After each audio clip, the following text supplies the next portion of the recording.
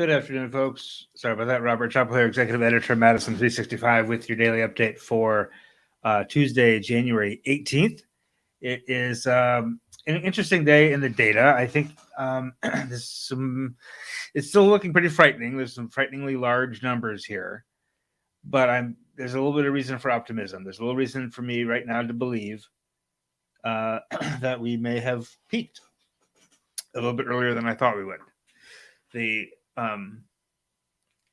speculation at a national level was that the big cities on the coast, New York, Miami, LA, whatever, would sort of peak like around the 11th or 12th of January.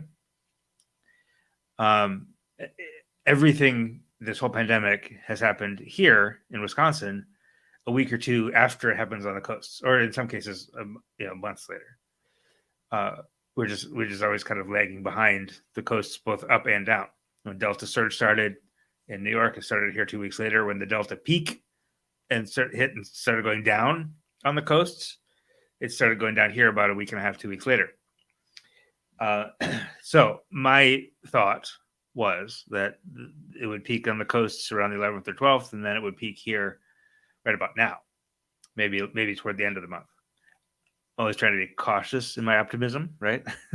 But it looks like we peaked here right around the 7th or 8th of January.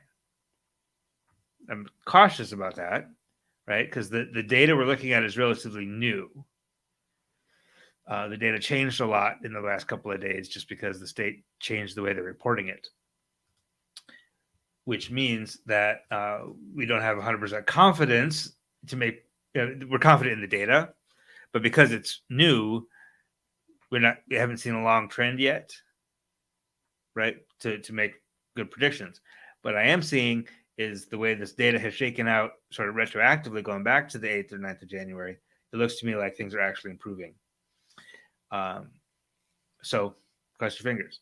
Let me talk through this so you know what I'm talking about. So today, we're confirming 14,953 new cases, which means I was right about yesterday. Yesterday, if you were watching, or if you weren't watching, the state added 35,000, almost 36,000 new cases to the data. It's because they changed the way they're reporting the data.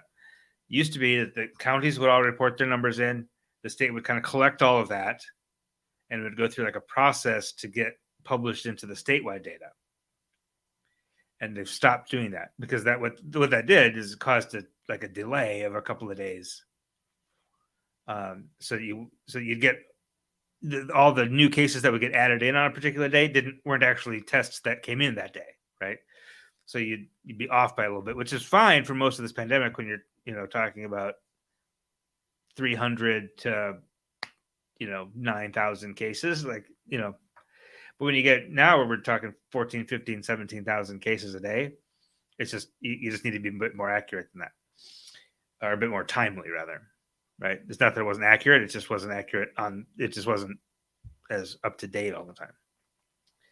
So yesterday, I said there was 35,000 new cases.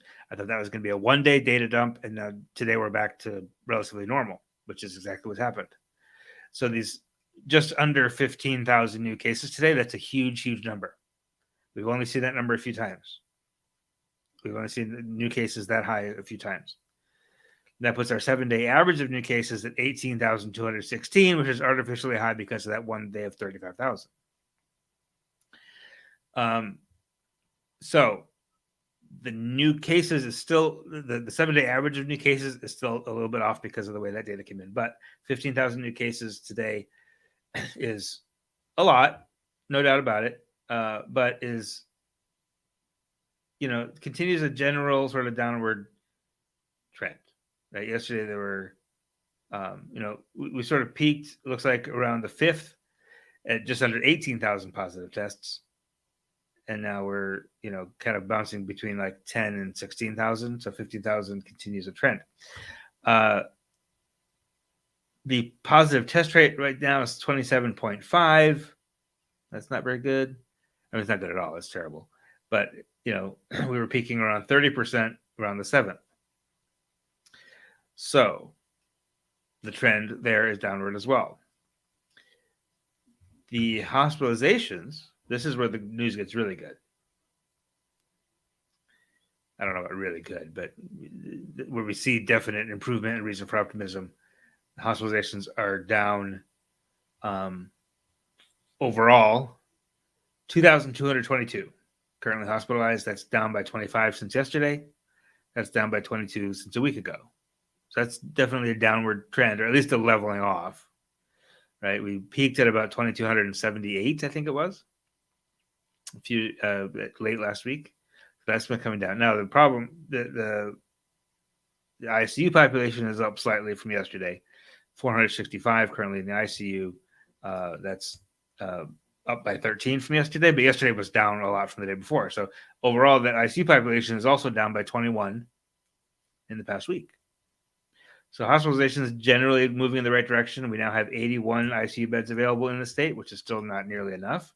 But yesterday it was 79. End of last week it was in the 60s. So, again, hospitalizations, there's a lot, right? Hospitals are spread thin, but it's getting incrementally slightly better. Or at the very least, it's not getting much worse in the past couple of days. Still could take a turn for the worse, and it still could continue to get better. But for today, it's a reason for optimism. The other reason for optimism is that the deaths have not surged. I've been waiting for a surge in deaths to correspond with the surge in cases that started in late December. Now, we really won't see for sure. We won't see the full effects of that surge. Our Omicron surge here started around the 29th of December, right? So this big surge in cases, we wouldn't see the resulting deaths from that until the very end of January and into the first and second week of February. So this still might get bad, right? We might be seeing a lot of deaths right now that aren't being reported yet because it takes a few weeks to get a death confirmed. But I honestly thought that an increase in deaths would start right about now. And we haven't seen that yet. Okay, so that's good news. Anytime I'm wrong about a bad news prediction, I'm happy, right? 24 deaths per day right now, which is still, really awful. But that hasn't gotten worse, right? It's been 24. It was 24 yesterday. It was 24 or 25 at the end of last week. So that's doing okay. 38 new deaths confirmed today. Puts it at 24 for the average. Now, one other COVID related, if you have any questions, drop them in the comments. But one other bit of COVID related information I want to mention is the illness after vaccination. This is data for December, right? So it's not, unfortunately, this is not as relevant because this is all for December, which is not Omicron, right? December is still Delta for the most part. But the data indicates that if I left my notebook on my other desk. Don't go away, I'll be right back.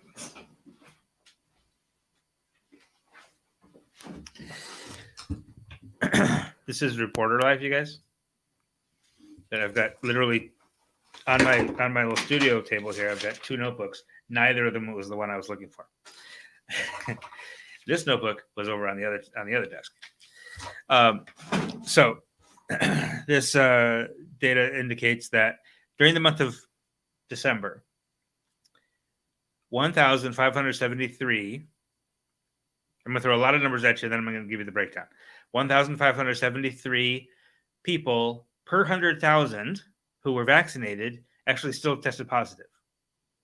Right? So about about 1.5 out of 100 people who were vaccinated tested positive. 4,746 per 100,000 who were not vaccinated tested positive. So you're about 3 times as likely to test positive if you're unvaccinated. So yeah, vaccine does not mean you'll never get it, but it means you're 3 times less likely to. Okay, that's significant. 18.5 out of 100,000 people who were unvaccinated. 18.5 people out of every 100,000 people who are vaccinated got hospitalized because of COVID. 176 who were not vaccinated out of every 100,000 were hospitalized with COVID. That's you're 9.5 times as likely to be hospitalized with COVID if you're unvaccinated. That's actually down slightly. It was like 11 times at one point. Out of every 100,000 people who are vaccinated, 3.6 died of COVID, which is really unfortunate. Out of every 100,000 people who are not vaccinated, 50.8 people died. So you are 14.1 times more likely to die of COVID if you're unvaccinated. That's not just if you get it, by the way. That's just if you're just living your life unvaccinated, you are 14 times as likely as me to die of COVID. Get vaccinated. So once again, if you're unvaccinated, you're 3 times more likely to test positive. You're 9.5 times more likely to be hospitalized, and you're 14 times more likely to die. Now, I will anticipate, again, this is, speculation, anticipation based on, this is not wild, this is educated guess. But that these numbers will be slightly less disparate next month. Well, on February 15th, we will get all the numbers for the January data, which will be Omicron, which allegedly Omicron is less severe than Delta was, which would mean you are probably more likely to get it if you're unvaccinated, but less likely to die if you're unvaccinated. And you're certainly very, very not likely to die if you're vaccinated of Omicron. So I would anticipate that the difference between hospitalizations and deaths might be slightly smaller. That would be strong evidence that Omicron is actually less severe. We'll see if that's actually true or not. So we're going to take a short break, and we're going to come back. We're going to talk about more news right after. Oops, where I lost my graphics here. Give me 1 second. Sorry, everybody.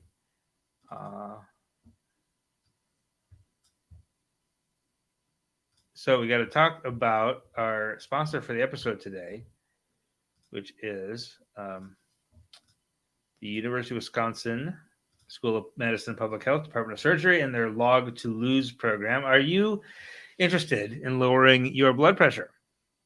Maybe you want to improve your diabetes management. You can enroll in Log to Lose. This is an 18-month research study at University of Wisconsin focused on helping teach people like you healthy habits for a lifetime. Everyone who will receive a well-researched weight management program led by registered dietitians.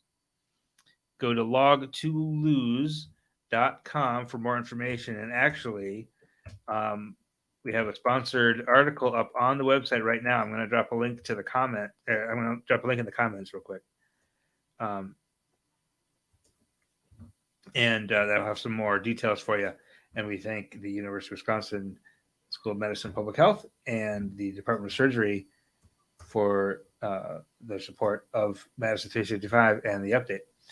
Now, the feature story this morning is there is a new bill that's been introduced by our good friend Sheila Stubbs, among many others, co-sponsors in both the Senate and the Assembly, that would create a task force with at least 17 members, 2 members from the Assembly, 2 from the Senate, as well as many law enforcement leaders, sheriffs, state patrol leaders, police chiefs, and also the task force would have to include at least one Black woman who's been a survivor of gendered violence. And this task force would look into, think about, study the issue of missing and murdered Black women and girls. As you probably are aware,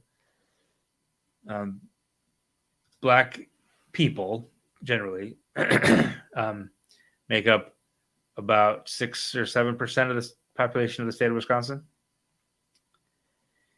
and so higher than closer to 20% of the population of the United States. But in 2020, according to the National Crime Information Center, 34% of missing women and girls were Black. They're disproportionately represented in that population that are missing in murder.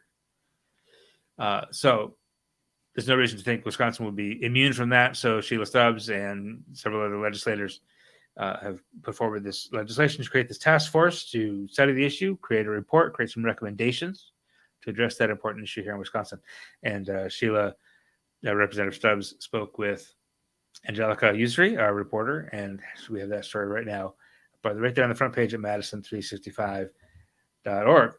Also today, Angelica, because she's busy and she does a great job for us, actually attended yesterday's city-county safely virtual, Martin Luther King Day ceremony, where Ilyasa Shabazz, the daughter of Malcolm X, was the keynote speaker virtually, and where Vanessa McDowell, Will Green, and Michael Johnson were all honored with the humanitarian awards. So she was there for that virtually, of course, and has the roundup, the recap, all the quotes up on the site at Madison365.org right now. All right, that is what I have for you today. That's all the news. That's not all the news. That's all the news that I have right now. We'll be back tomorrow with more news for you, as well as some more data, and hopefully we'll continue this trend, and we'll be able to say, like, yes, we've peaked. Everything's still out of control. Right? Don't get complacent. Don't breathe a sigh of relief yet. We still have 15,000 new cases today, right? But maybe there's a light at the end of the tunnel. Maybe by the end of this month we'll be back to slightly more acceptable levels. But until then, have a wonderful evening. We'll talk to you soon. This is 365 Media.